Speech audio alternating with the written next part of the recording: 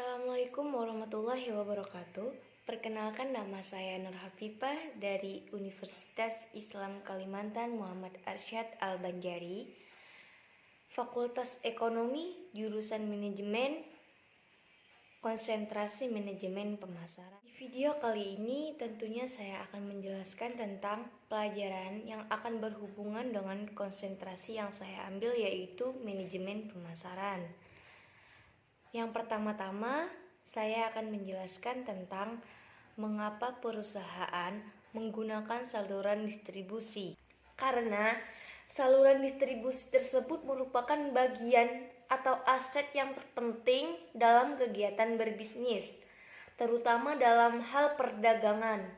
Bagaimana tidak, produsen tidak didistribusikan kepada pelanggan. Tentunya semua barang akan menumpuk di gudang dan pada akhirnya bisa berpotensi kadaluarsa dan lain sebagainya. Tanpa adanya campur tangan distributor, barang dari produsen mungkin tidak akan pernah sampai ke tangan saya sebagai penjual misalnya. Dan ada berbagai cara yang bisa dimanfaatkan oleh produsen untuk memastikan produknya sampai ke tangan konsumen. Alasan pentingnya saluran distribusi dikarenakan oleh luasnya negara Indonesia sendiri yang membuat produsen kesulitan dalam menjalankan konsumen yang tersebar begitu luasnya.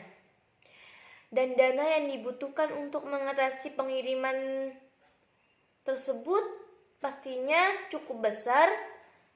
Nah, dengan memanfaatkan saluran distribusi ini, dana yang besar itu dapat dipangkas atau dihindari. Adapun fungsi-fungsi saluran distribusi antara lain ialah information, yaitu mengumpulkan informasi yang penting tentang konsumen dan pesaing untuk merencanakan dan membantu pertukaran.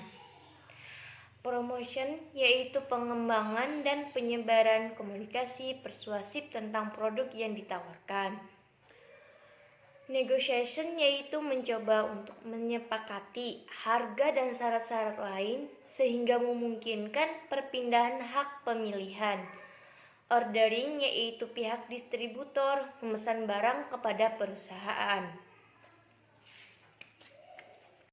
Payment, yaitu pembeli membayar tagihan kepada penjual melalui bank atau lembaga keuangan lainnya.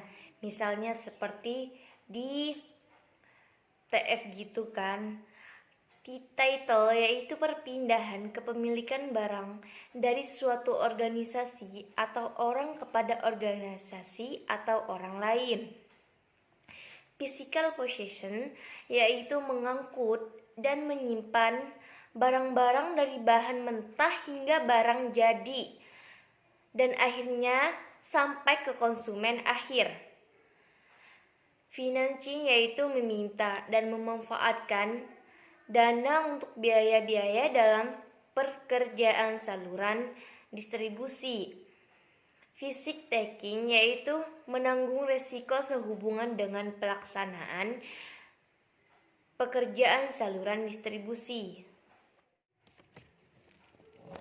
Yang kedua, bagaimana saluran distribusi berinteraksi dan bagaimana cara mereka mengorganisasikan diri untuk menjalankan tugas saluran distribusi.